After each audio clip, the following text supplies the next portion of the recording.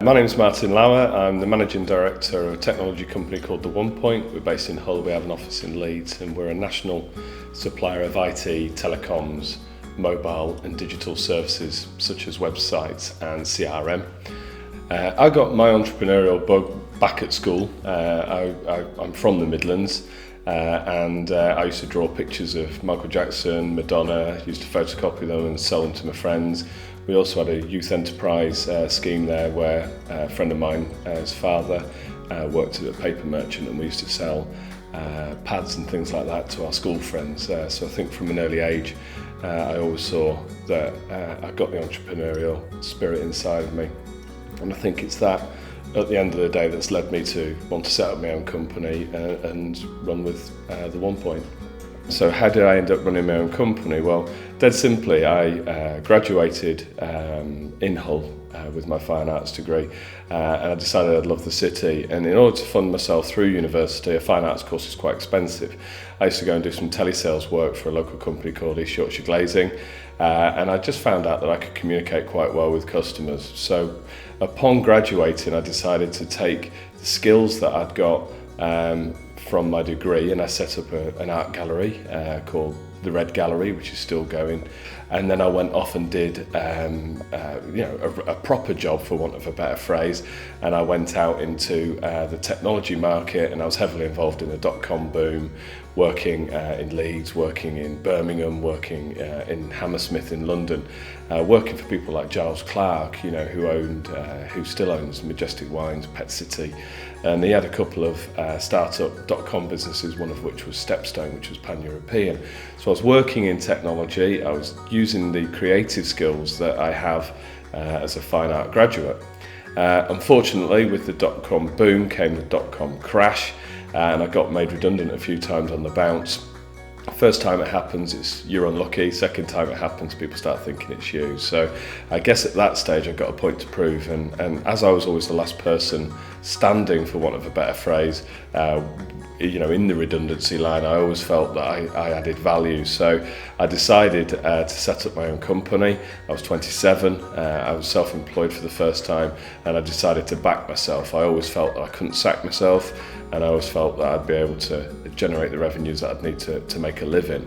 Sort of 10, 12 years on, I've got a business that has over 400 customers with sustainable revenues and wonderful members of team, that really make up what we're about, which is about caring for customers, it's about delivering services, it's about value for money.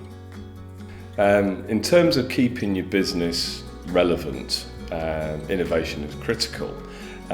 We do employ graduates. Most recently, I've enjoyed spending time with what I call introverts.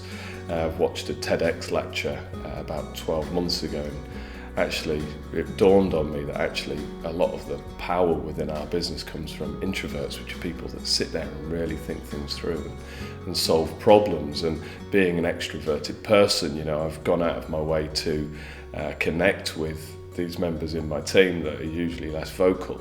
So innovation is at the core of what we do, but it has to be robust innovation. I think there's a lot of new products that launch that aren't ready for market and don't deliver value for money.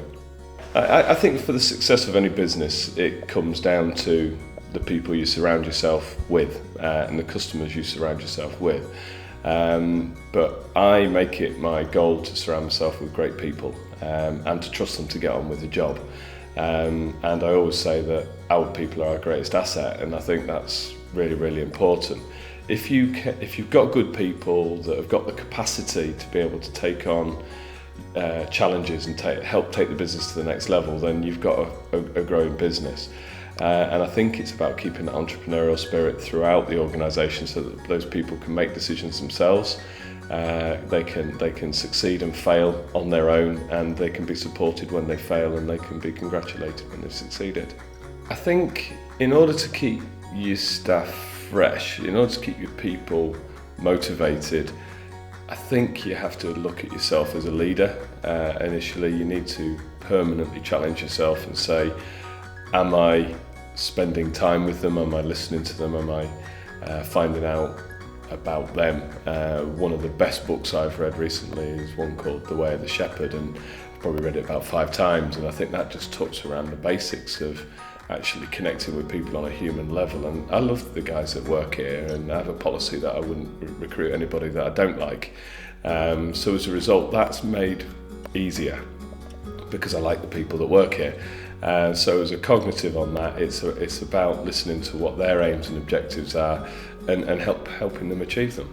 I am a big believer. One of my old bosses years ago once said, if people feel good about themselves, they produce good results. And if they produce good results, they feel good about themselves. So it's a virtuous circle. So where do you start? Well, you can start at either end and it'll actually work. And really, Way of the Shepherd deals with those things and gives you some very, very practical ways of not just giving good news. It's about, curtailing poor activity and making sure that people know why you're doing it.